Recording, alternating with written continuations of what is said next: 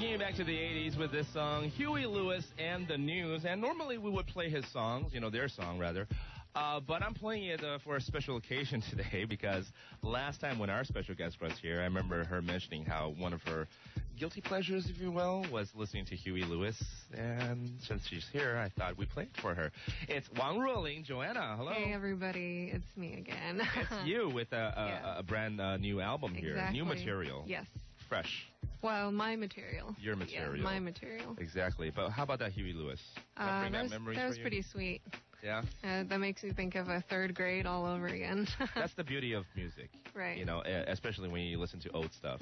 Yeah. It puts you back into that time frame immediately, too. And then somehow memories get pulled out without you knowing, going, oh, yeah, I was kissing someone back then. or I was thinking about someone back then. I was kissing the back of my hand, pretending it was Huey Lewis. There you have it, Wang若琳. You went through your own journey in music. Yes. Before coming to Taiwan, after coming to Taiwan, and now continuing on.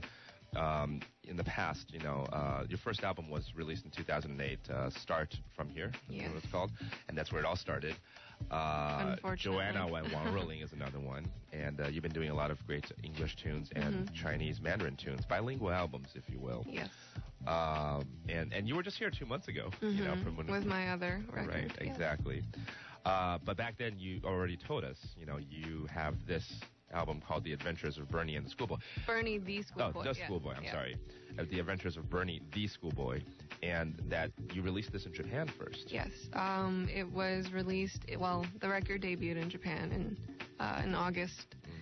And the reason why I chose Japan, I specifically made it clear to my label that this is just kind of like, now I'm taking back what they've costed me, like what they've, it's just that like my label really was,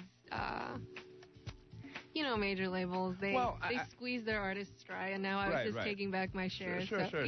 But even without that, I think Japan itself is a very unique market for the Asian market, at least, right? And that I guess your past albums have been released in Japan before, or was this the first attempt at it? I mean, there's got to be some connection somehow. I mean, you got to know people in order to get this released in Japan. Sony is just a conglomerate, so correct. If you make your threats, no, I'm just kidding. But I just felt like it was a fair deal that I asked for it to be released in Japan. It was regardless of whether it would do well or not. It was just kind of like me making demands because they've always made so many demands of me, and I just felt like I think it would be fair if I made this demand. Right.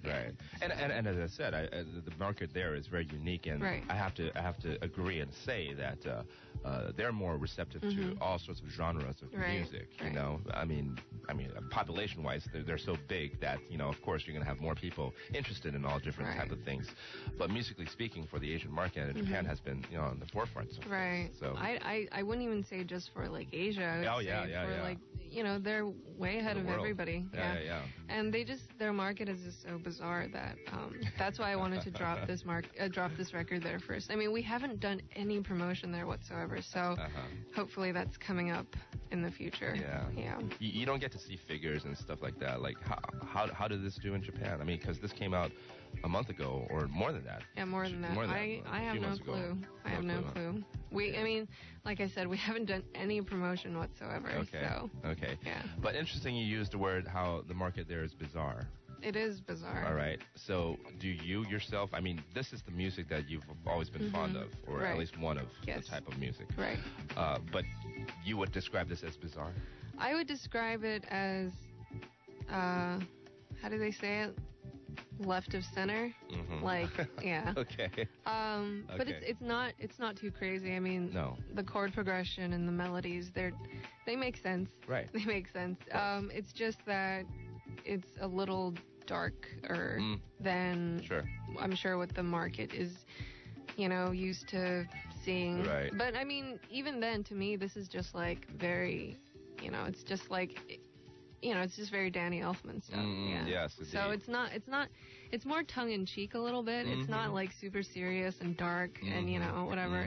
It's a little more tongue in cheek. Yes. Yeah. Again, this album is out now. The Adventures of Bernie the Schoolboy, or in Mandarin, it's 伯尼的大冒险. And if you listen to the whole album, I'm sure you get a lot of response saying, "Oh, it's very theatrical." Right. It feels like a play. It feels like a musical. Right. But that's not really the intention.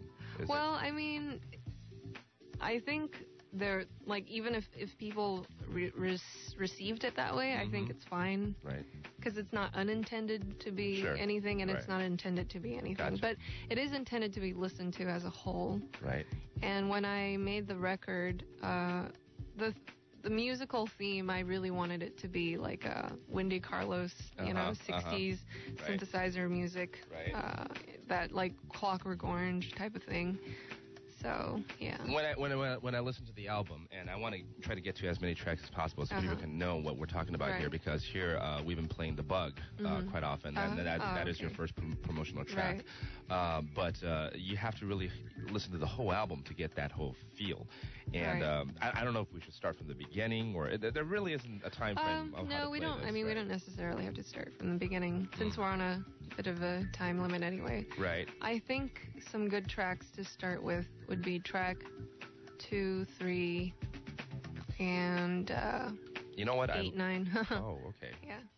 2, 3, 8, 9. Well, 12. I love 2. Okay. 3. Yeah, Chitter Chat is good. It's a good song too. But I also like The Fool. For some reason, I feel like The Fool would be something that at least listeners would be more receptive to. Exactly. That's what it is. It's still more of a ballad. It's supposed to be like a Renaissance folk ballad when I wrote it. Yeah. Okay, that's what I thought. Yeah. So I don't know. Why don't we go ahead and play The Bug first, because that's what we've been playing, and let's play it again, and then we'll get to other songs on this album real soon. Plus, Joanna is holding her guitar right here, so I can't let that go to waste. That's coming up soon here on ICRT. Joanna Wang若琳, again with The Bug right here on ICRT FM 100 from The Adventures of Bernie the Schoolboy. And, when the first time, I saw the title, I said, The Bug. Okay, so it's got to be about insects and whatnot. Right. But it's not really. It's really about Richard Nixon. Really? Is that true? Yeah. About bugging his phone? No, it's this song is actually from the point of view of Richard Nixon. And no way. Yeah, I mean, wow. Come on, didn't you read the lyrics? I did, but I didn't realize it's from his point of view. No, it's from his point of view. It's about, prior to the Watergate incident, like exploding. Of course, yeah, it's before, now that they explain it, it all makes sense. But, when I read it, I'm just thinking it's just bugging a phone. That's all. I mean, anyone's phone. But, he says my campaign. I should have picked that up right there. And then this is my second chance. Right. As in, this is my second chance at being the president of the United States of America. So this song is basically like a very fragile and paranoid Richard Nixon, I mean, he's very terrified that people are going to find out. Right. But at the same time, he's like, maybe my opponents are even more evil than I am, so I'm doing the right thing. I'm doing this for the better of, the USA, so for the good of the, the United States. Right. And so this song pretty much is just his like sad paranoid monologue. Was about that historic event kind of that had an effect on you during your childhood or growing not up at all. or anything? Okay, no. Why did you want to use Okay, this? the story of how I wrote this song was I don't know if you've heard of Noshka from Miyazaki. Fongzhigu. Okay. Gongqijun Fongzhigu, like his movie. That I know. Yeah. Okay, yeah. So when I wrote the melody, because I usually start songwriting, like I write beginning with melodies and stuff, and then I thought it reminded me a lot of that soundtrack. So I titled it "The Bug" because that's what the what the entire movie's about. It's about insects and stuff. Right. So I titled my demo "The Bug," and then I kind of left it there because I was like, I really like the title, but what lyrics can I write that has anything to do with the bug? I mean, I don't want to write about insects. And so, like, about a year later, I mean, like, sometimes, like, ideas just, they just come. Right. They just show up. And then... So the blueprint did start out as The Bug, as inspired by that. But then later on, which took a year usually. Yeah, and then, it hit me. Exactly. In English, it also means bugging somebody's phone. Right. So then I figured, like, the epitome of phone bugging is the Watergate incident. Yeah, so, you know, but you know, the melody of the song is so feminine, and it's very like it's a minor melody and it's very feminine. So I figured